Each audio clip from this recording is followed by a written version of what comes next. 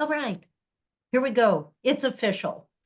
So first, happy recent Father's Day and happy Juneteenth, which is today, and happy summer solstice, which is tomorrow.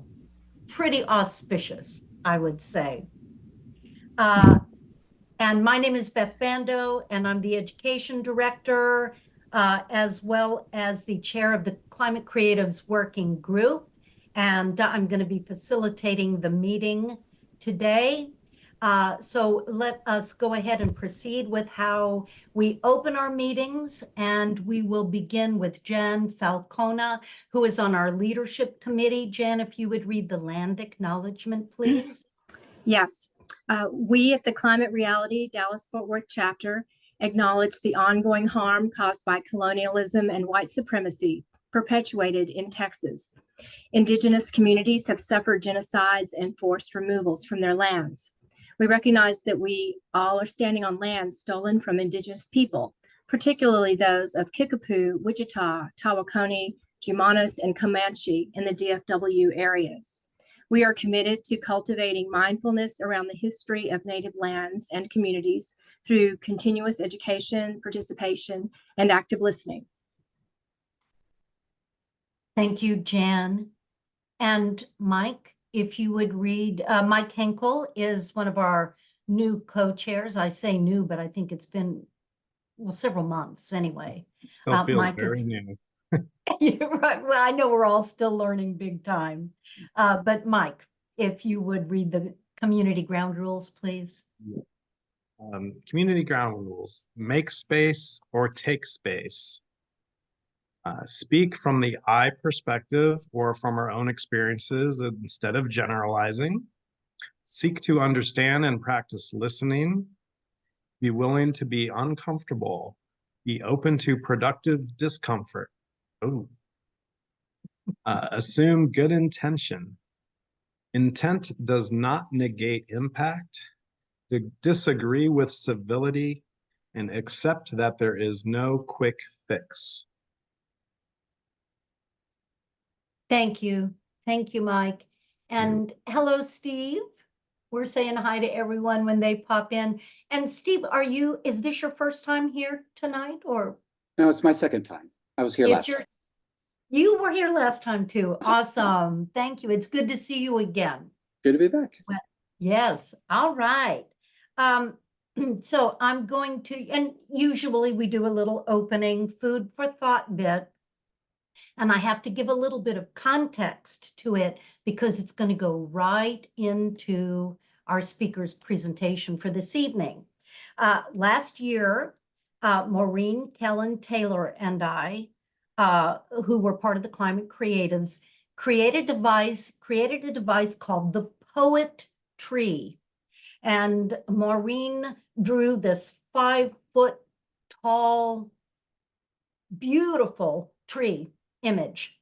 And then we took it to some of the outings, some of the Oak Cliff and various climate activities around town. And the idea was to create a community-based give and take project. So we had a whole bunch of sticky pads and sticky notes of different colors, and we asked people to either write their gratitudes for the earth on the piece of paper or write their action pledges as activists and people who care about the earth on their pieces of paper, and then we attached it to the tree. So it looked like all this multicolored fruit. Although the way we did it last year, it looked like square fruit, but it still looked like fruit. This year, Jan Falcona did another version of the poetry. And by the way, the wonderful thing about the poetry is watching people go inside to connect with their gratitude for the earth. It was deeply moving. And the same as they contemplated, this is what I will do. Jan did a version of it. She even cut out green sticky pads in the shape of a leaf. There's a beautiful photo of it on our Facebook page. We'd love to see you there. And did the same thing. So she got the messages to me, and I have written them up. So this is our opening and our segue into Cheri. We begin with messages from the kids, the little ones. I heart you, Earth. You help us. And God, I heart trees and plants and Earth Day. Please clean the earth. Don't litter. If you see some, pick it up. Keep our neighborhoods beautiful. Spread flowers. Plant. The earth is good. Love her. Thank you, Earth, for life and butterflies and ladybugs. I heart Earth. Thank you, Earth. Love Earth. Everyone loves you because you the best. And the messages from the grown-ups are, be mindful. We only have one Earth, so take care of it. There's only one. Treat her like a dear old friend. I'm grateful for sunshine, soft breezes, and kind people. Grateful for healthy and good food for the animals and humans that the earth gives us. Mother Nature gives us so much, so generously. I breathe deeply, risk my comfort, and I encourage taking care of the environment. Beautiful trees, shaking leaves, feel the breeze, take a breath of ease.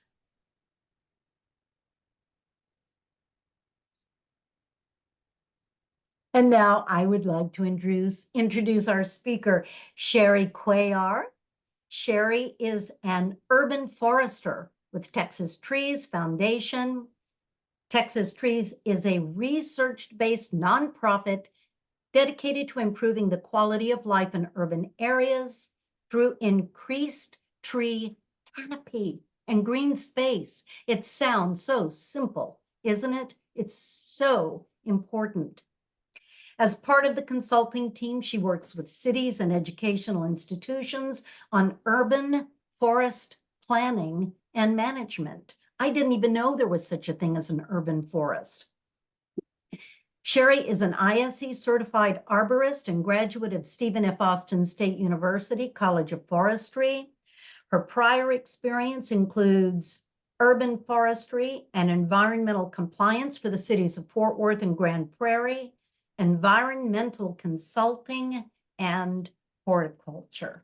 And with that, Cheri, let us, are you getting ready to share your screen? Let me pin you first, and you can say hey to everybody. There you go, you're pinned. Okay.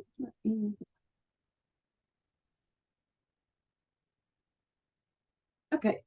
Does everybody see the title slide? Is that working? Okay. Yes. Great. Yes. Okay.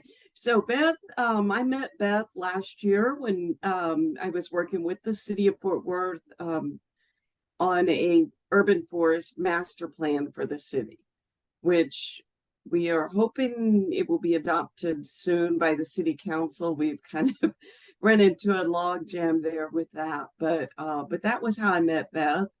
And she and the Climate Reality group gave a lot of great input into our community engagement portion of this.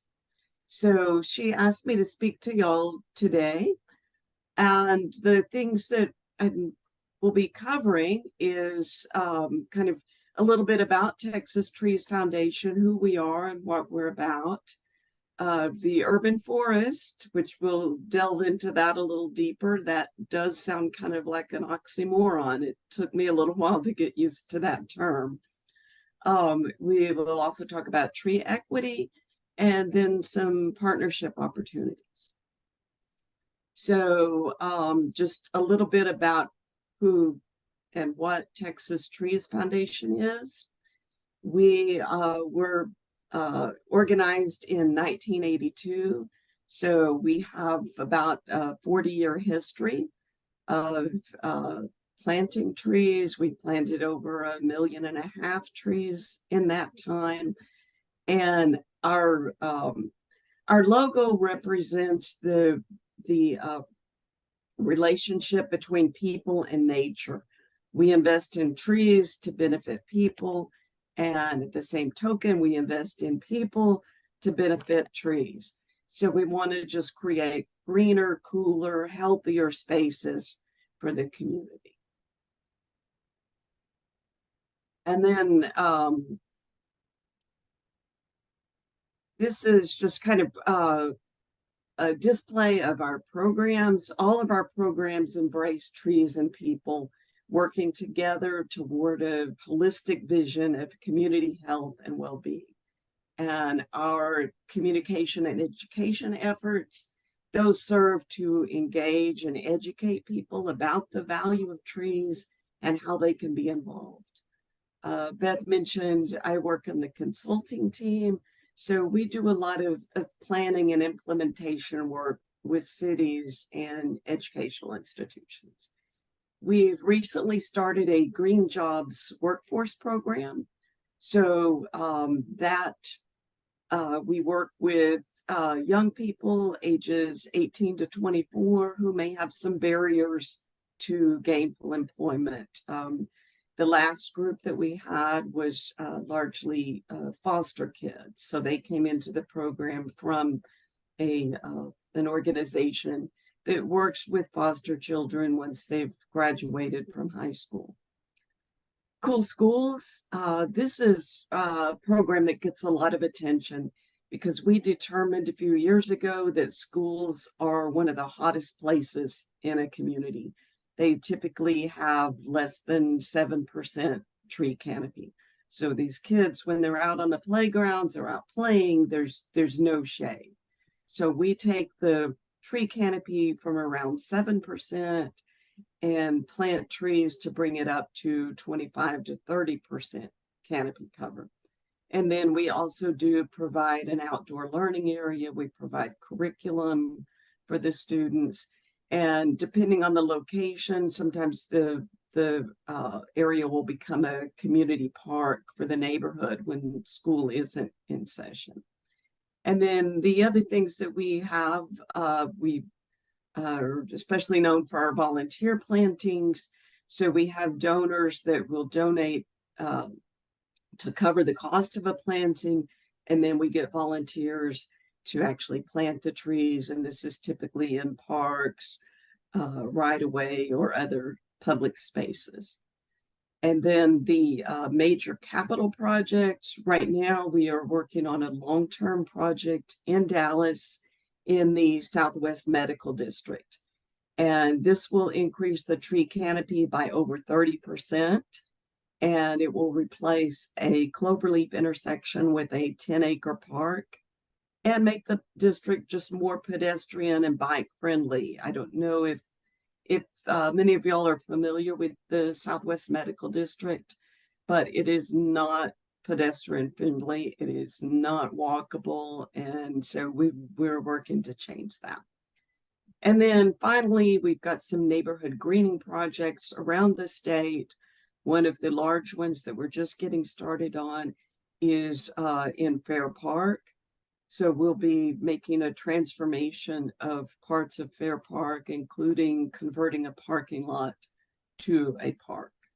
So just a few things that we do as Texas Trees Foundation. The urban forest benefits. So, why are trees so important to urban life? And to start that off, I'd like to just kind of start up with a definition of the urban forest, because it is a relatively new term. And when we talk about the urban forest, we're talking about all the trees in the community, in the city, on both public and private land. So basically trees and green space. So the trees in the parks, trees along roadways, trees at people's houses, commercial areas, all of that combines to comprise the urban forest. And when we talk about trees and why they're so important, we typically focus on these three key environmental benefits. And I'm probably preaching to the choir a little bit about the importance of trees here, but just to summarize, trees provide shade, they shade surfaces, but they also release water vapor, which helps to cool the air. And then, of course, trees are really the only we have to actually clean the air. We can work to reduce emissions, but once those contaminants are out there in the air, trees are really the most effective way we have to remove pollutants, particulate matter, and then they also release oxygen. And then the stormwater management benefits, trees help to reduce runoff so that you have less flooding, and also improve surface water quality, because if the water infiltrates into the soil, it's going to filter it before it reaches the streams and creeks, as opposed to a direct runoff. Additionally, trees provide food and shelter for wildlife. For economics, you can save money on energy savings, property values increased retail sales, increased life of infrastructure. A shaded road is going to last longer than one that's being exposed to the heat of the sun all day. The health benefits of trees, there have been a lot of studies that show there's many mental and physical health benefits, as far as improved recovery rates when people are exposed to nature and trees, reduction in respiratory and heat-related diseases, increased physical activity, and protection from cancer-causing rays from the sun. And then trees also help with mental concentration and reduce mental fatigue. Socially, trees help to create gathering spaces. They make make streets actually safer. Studies have shown that cars will drive slower on tree-lined streets, and they also provide that barrier between the cars and the pedestrians or bicycles. And then the spiritual benefits. People say, well, I feel closer to God in nature. Well, when you're right there in his creation, that makes sense. So all of these benefits trees provide to people. At Texas Trees Foundation, we focus a lot of our messaging on urban heat. Heat is the #1 weather-related cause of death in the U.S. It causes more deaths annually than hurricanes, floods, tornadoes, and lightning all put together. Heat waves tend to keep people inside, if those that are fortunate enough to have air conditioning, and threaten the health of people that do work in outdoor occupations. Last year in June, Dallas ranked as the hottest U.S. city during that heat wave. And this year, we're already hearing about the heat dome in the Southwest and projected record high temperatures in the Midwest and the Northeast. So.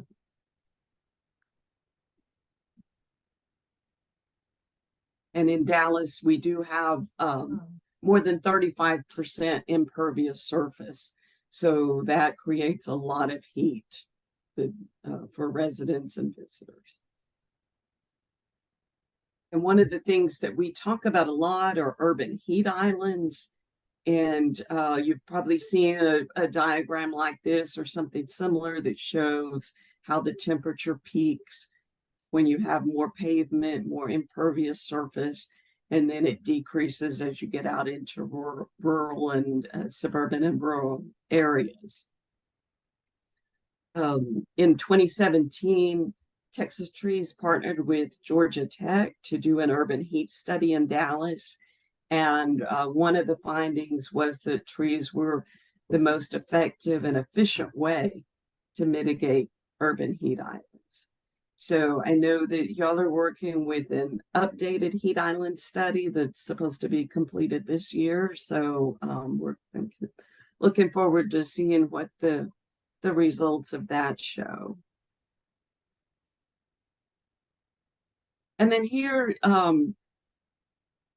looking at surface temperatures and the temperatures that you feel when you're standing on top of a reflective pavement. So you can see the difference between, if you notice the curb in front of the bus stop and then the shaded area behind the bus stop, there's a 54-degree difference in temperatures. So shade is all very important. So Texas Trees has really focused on planting trees, tree maintenance, tree preservation, and all of these things are important. But to have a lasting impact, we also have to address some of the challenges that the urban forest faces. Extreme weather is a big one. And here in the DFW area, we typically see all four of these things in the same year. We can have a massive heat wave and then have, an extended freeze for the following winter. Pests and diseases such as oak wilt and the emerald ash borer can be devastating to tree populations, particularly if you have a lot of the same species. One of the things that we really try to preach to people is not to plant monocultures. Don't put the same tree. And then neighborhoods a lot of times will tend to do that, probably because it's cheaper. When they're building a subdivision, they may put, all live oaks up and down the street, or, crepe myrtles, whatever it is. And that's just kind of inviting a disaster if you have a species specific pest or disease. Flooding, we're seeing more of that. So trees that aren't used to having their feet wet may wind up, in standing water, so it's not good for them. Urban soils are typically altered and usually compacted, which is not ideal for trees. The maintenance requirements of trees, that's an investment that city or private property owners have to take up to keep those trees living and serving the community. We see a lot of conflicts with sidewalks and utilities. The right tree, right place is an important philosophy to avoid these kinds of things. And then loss of mature trees to development. That brings up the importance of having good municipal tree ordinances and also enforcing them.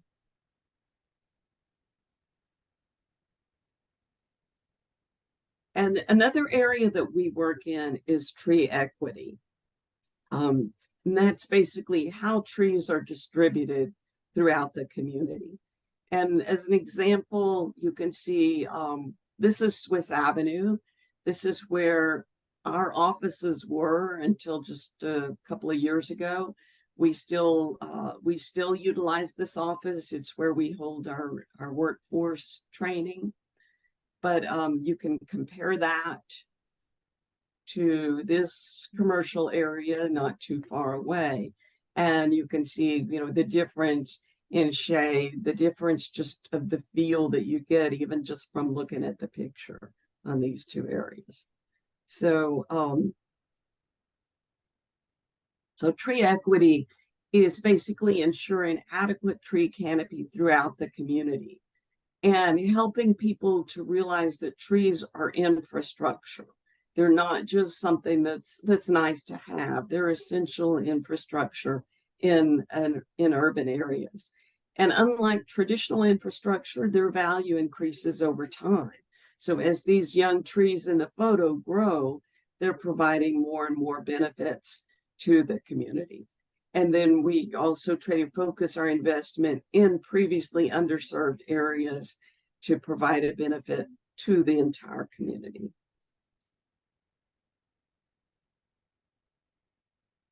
And one of the ways that we do this, in 2022, we developed the Dallas Tree Equity Planting Map. And we looked at Dallas with as far as just the land cover types, where there was tree canopy and where there wasn't. But then we also looked at 5 different areas of demographics, economic development, health, air quality, and urban heat islands. So we analyzed all of that and determined where the priority areas within each council district would be for planting trees. Let's see. So here you can see the composite map. It shows all of the districts, and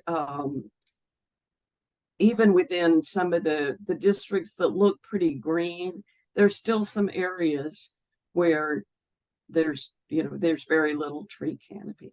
So the way we did this was the urgent areas are the purple areas that you can see.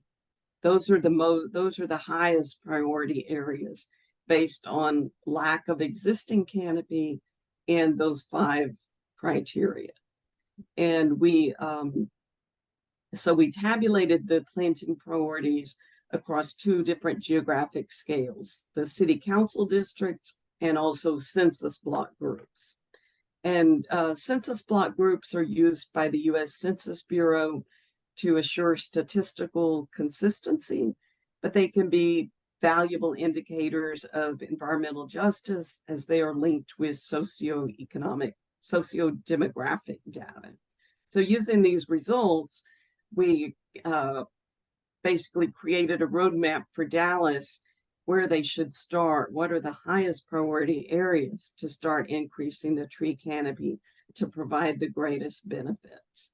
So, and then you can also see where the districts are ranked 1 through 14 as far as the highest and lowest priority districts for overall, and then how that correlates to the average temperature within the district. And just an example of, let's see.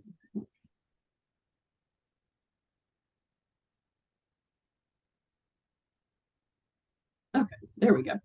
Of how these districts compare, you can see Council District 4, which is a low canopy, a high priority district, compared to Council District 2, which is more of a medium priority council district. And then we have Council District 14, which has a pretty high urban tree canopy. So you can see how this contrasts, and again, it's a good illustration of the inequitable distribution of trees. Council District 1, this is in South Dallas, and the star there shows the a planting project that we did. We actually started it last fall and then completed it in this spring, and in an urgent area in Council District 1. And then partnership opportunities.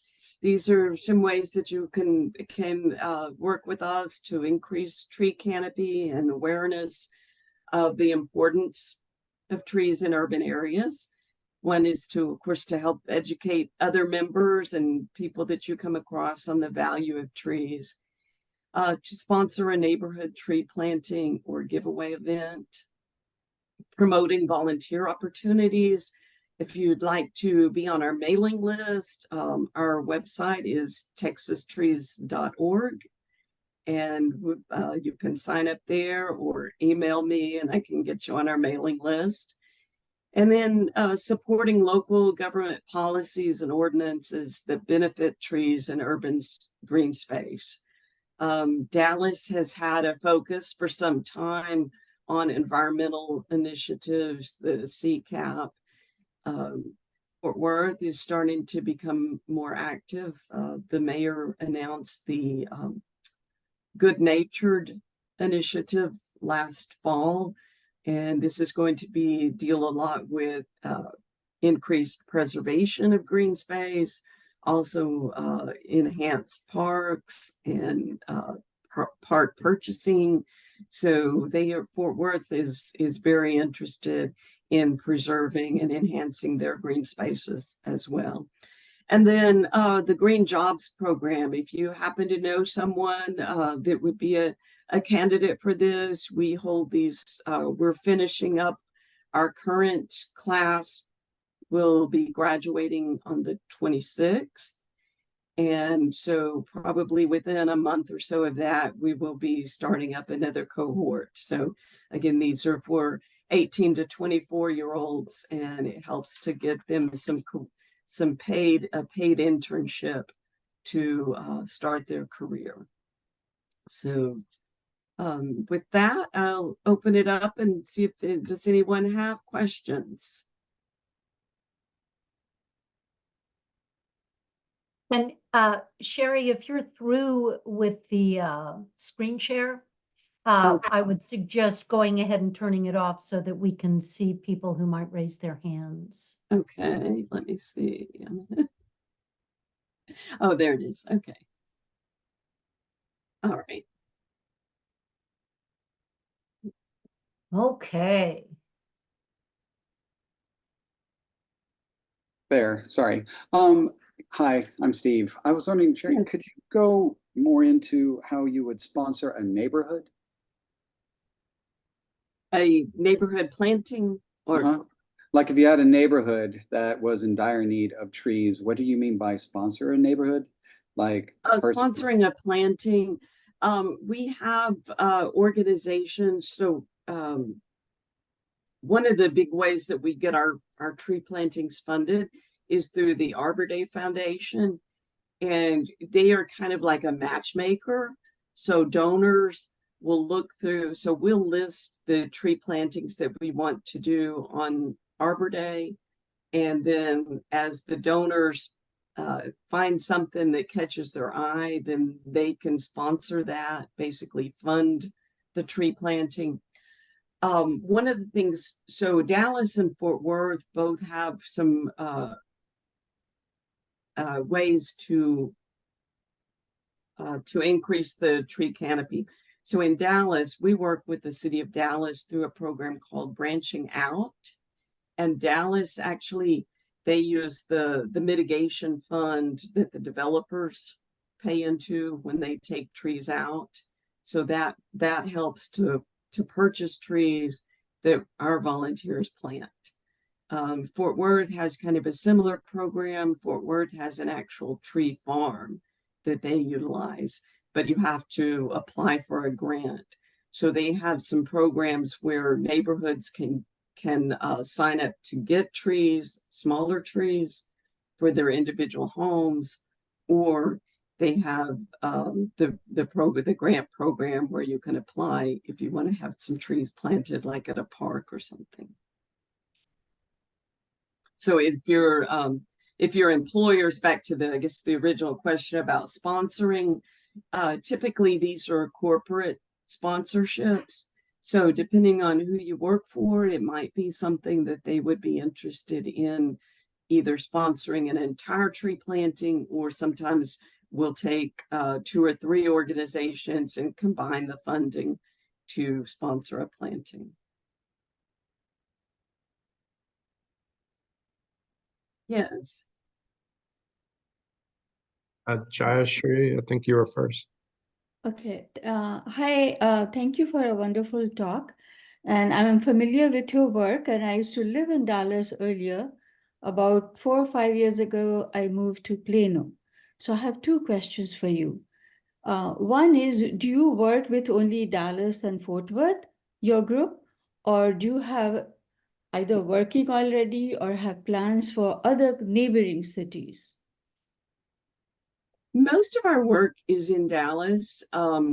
We started out as being the Dallas Friends of the Dallas Park and Recreation, but we over the years expanded, and we have done some plantings in Plano. We will be doing a tree giveaway in Okay. Plano this fall. I'm not sure exactly what the location is. We're still working out the details on that. Okay. But yes, we are definitely working in other cities.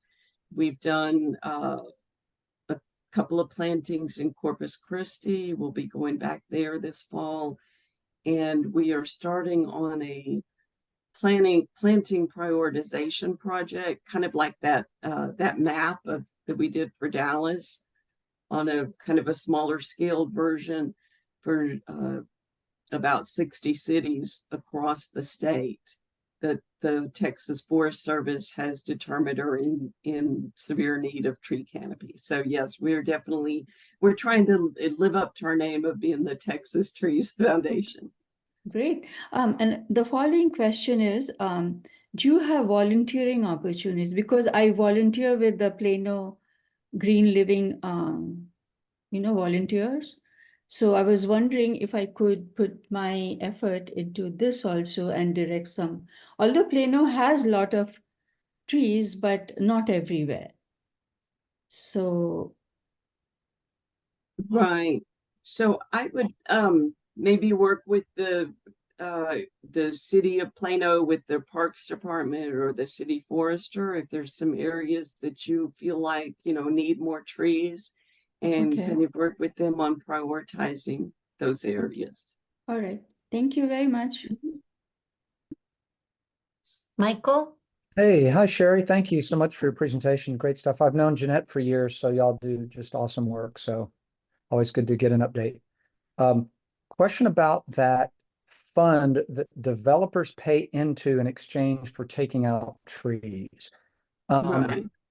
What can you share about that? And for instance, what is that budget right now? I'm curious to know what's in it. Do you know roughly? Is it I 10K? really don't. I have no idea what their total budget is. I know that with the branching out program, we do 6 parks in the spring and 6 parks in the fall, and we plant 50 trees per park. So, but what their budget beyond that is, I'm not real sure.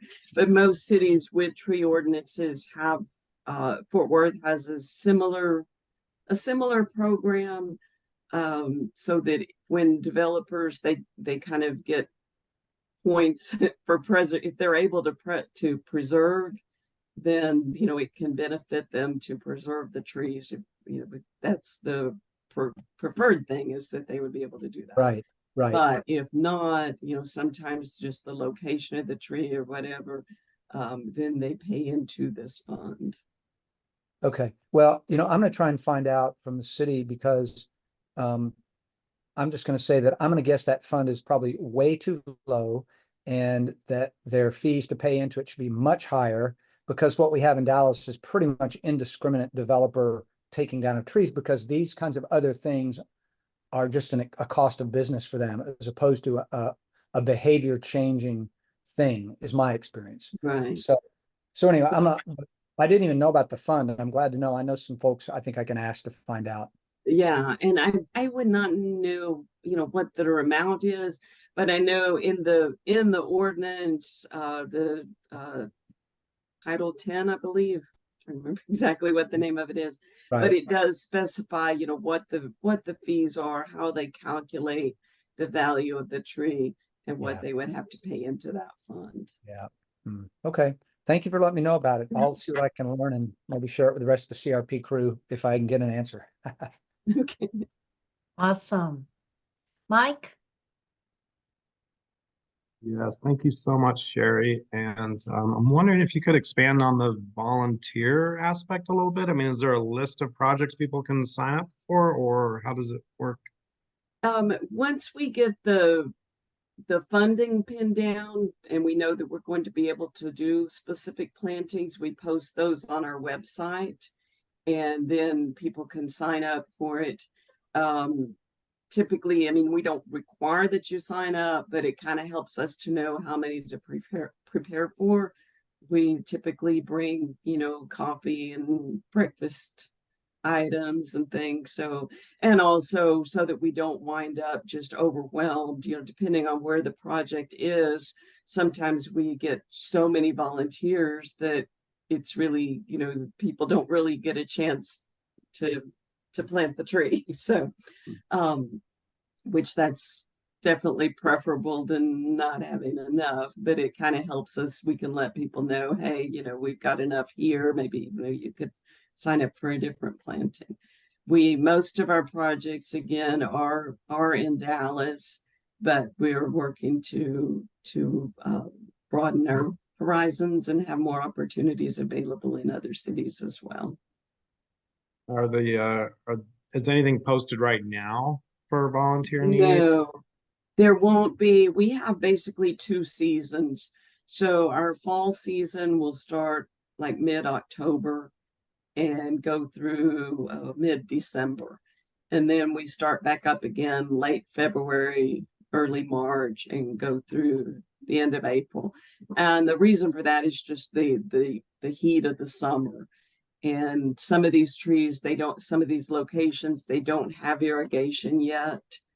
The part of our projects, whenever possible, includes irrigation because it gets really expensive if you have to get a watering truck and hand water these trees, and otherwise they're not going to survive our summers. So we try to get them in time to get the irrigation installed as well before the heat. I have one more question for you, Cheri. Recent storm has felled many trees in the localities. So do you guys replace those, or is there any effort to, because in Plano, most of the many roads were blocked because so many fell from the roots. So like some of the places are looking quite bad.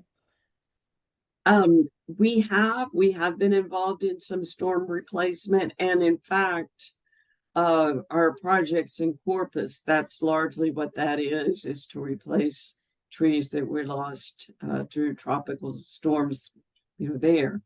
But in Dallas, we have, and I know Dallas amended their the use of that fund so that it could be used for private property in the case of storm damage. I have a question for you, Cheri. Janie Cisneros is one of our good friends. She's active with Gaff's Gotta Go and an environmental activist in the West Dallas area, where they are dealing with terrible air pollution and particulates in the air that are making the people sick, and they've been making them sick for decades. Have you done any tree planting in that area?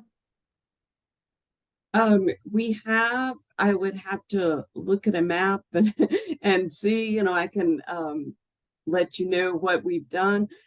One thing, on our website, we do have a map showing that lists all of our projects, and you can visually see where they are. A lot of our planting is in South Dallas. It's been fairly neglected, but at the same time, we do, like with the branching out program, the intent is to plant each cancel district so that you do, you know, 6 districts in the spring, 6 in the fall, and then there'll be 2 left over that carry over to the next year, so that they try to evenly spread that out. It doesn't always work out that way, but that's the intent. So we would be including the West Dallas districts as well. Thank you.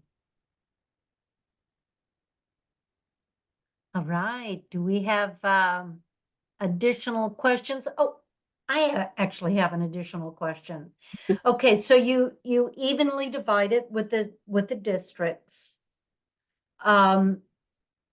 how does, and you may have just answered this, how does the social justice factor for underserved areas and communities factor in to where you are able to go plant trees?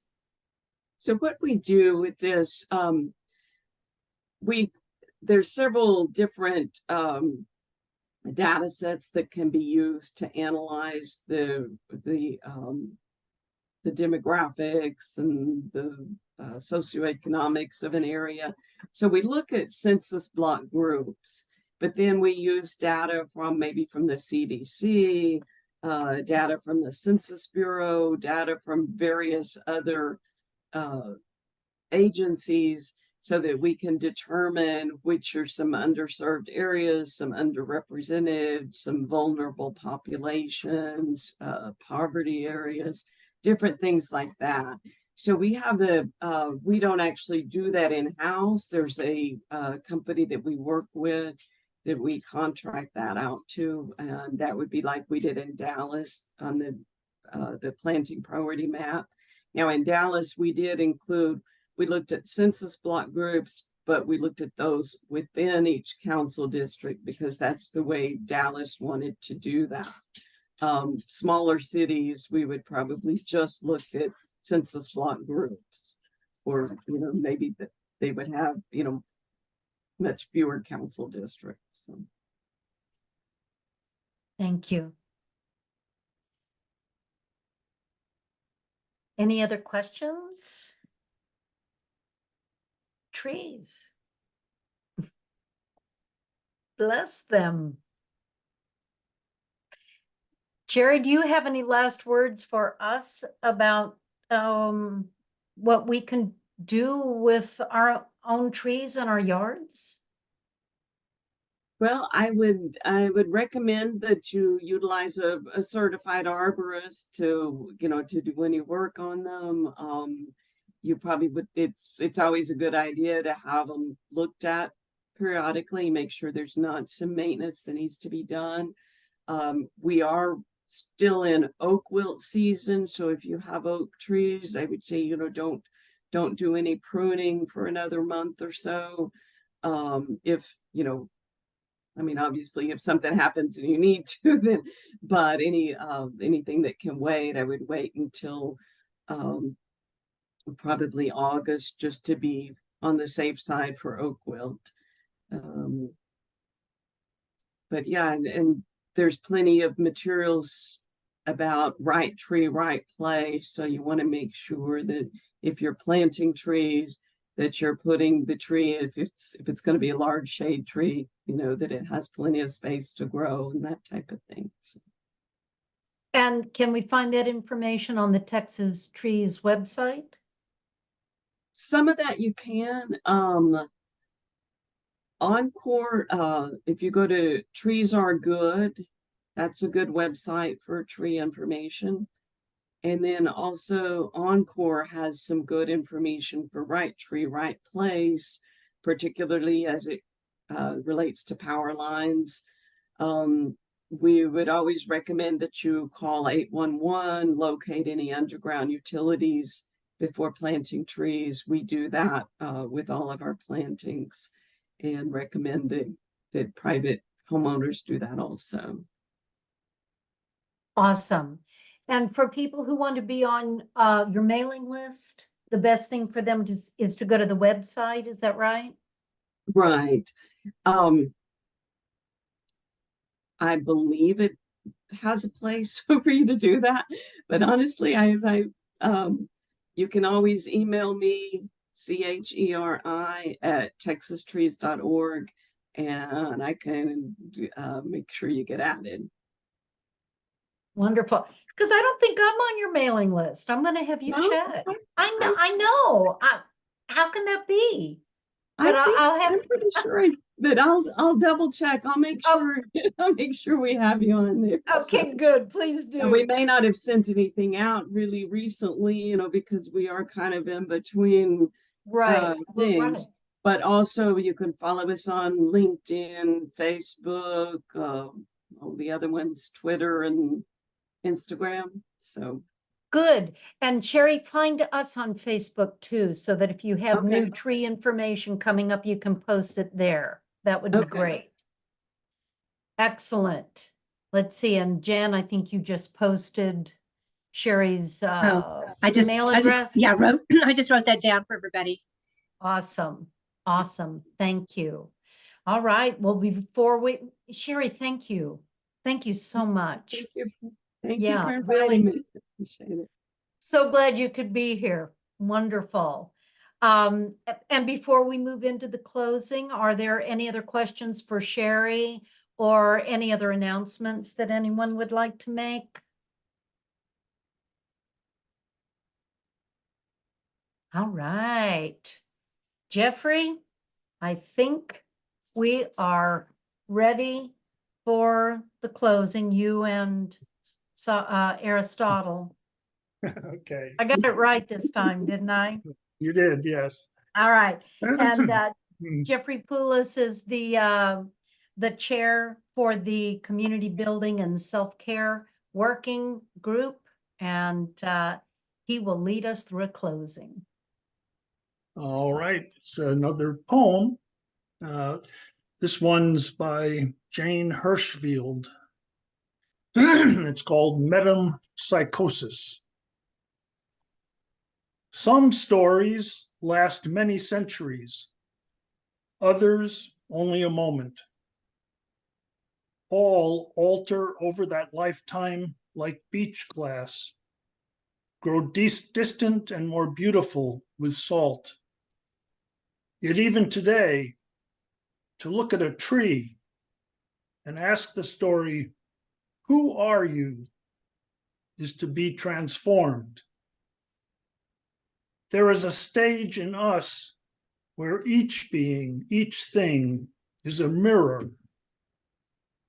Then the bees of self pour from the hive door, ravenous to enter the sweetness of flowering nettles and thistle. Next comes the ringing a stone or violin or empty bucket gives off. The immeasurables, continuous singing before it goes back into story and feeling. In Borneo, there are palm trees that walk on their high roots. Slowly, with effort, they lift one leg, then another. I would like to join that stilted transmigration, to feel my own skin vertical as theirs, an ant road, a highway for beetles. I would like, not minding, whatever travels my heart, to follow it all the way into leaf form, bark furl, root touch, and then keep walking unimaginably further. How beautiful. Thank you. Thank you, Jeffrey. Right. Lovely. Who wrote that? I'll put it into the chat. It's Awesome. Jane Hirschfield. Oh, Jane Hirschfield. Yes. Okay. That is stunning. They always are. Such wisdom out there. And the trees hold a lot of it. And so with that, our meeting is officially over. Next week, next month, July 17th, I believe it is, we are having a panel discussion. Janie Cisneros, our good friend from Gats Gotta Go, West Dallas environmentalist, is going to be here, along with, Jan, you're going to love this, members of the Verdigris Ensemble.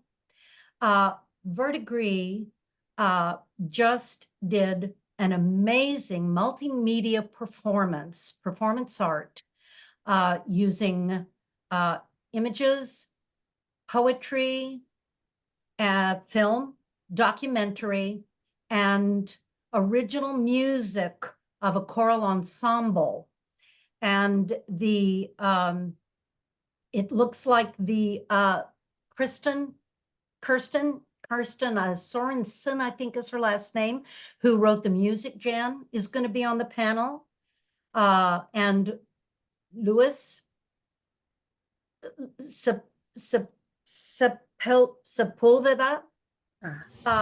We're working with Louis to see if he can also, long-time activist, and a couple of other people from Verdigris. So we're going to have a panel about the power. Today we talked about the power of trees. And next week next month, we're going to be merging the power of performance and activism, and how moving it was for Janie, and how moving it was for the composers, and this intersection where these things merged and people's lives were touched. Janie said, it's one thing to go talk to people. She said, I do it all the time, but to see it in image, to hear it in song, brought a whole new dimension to her. And she's been an activist for a very long time. Yeah, I might just add they were highlighting the issues of West Dallas and the environmental racism, and people involved in the fight today. We're at the show, and it's featured. It was really moving, kind of a documentary with music and art. So I'm excited. And it was from the interviews for the documentary that the music was written, and I hadn't quite realized that. And normally when you're doing a theater production that might last 3 weeks or something like that, you might have 2 or 3 what they call talkbacks. And this performance, I think there were 4 performances over a week, and they did talkbacks after every one. And after every one, there were about 90 people that stayed. That is unheard of. You might get a dozen, you might get 20 to stay after a play. 90 people, that's how galvanizing it was for the communities. So the trees galvanize us, the arts can galvanize us, we galvanize each other, and keep on keeping on. Keep on taking the action. Did you have something you wanted to add, Steve? No, I just want to say thanks. This was lovely. Thank you. Cheri, I want to thank you again. Thank you so much for being here and sharing everything that you know. Very moving, very moving, very moving very moving to see everybody here. Take a deep breath and feel the breeze, sit under a tree and ask it its story.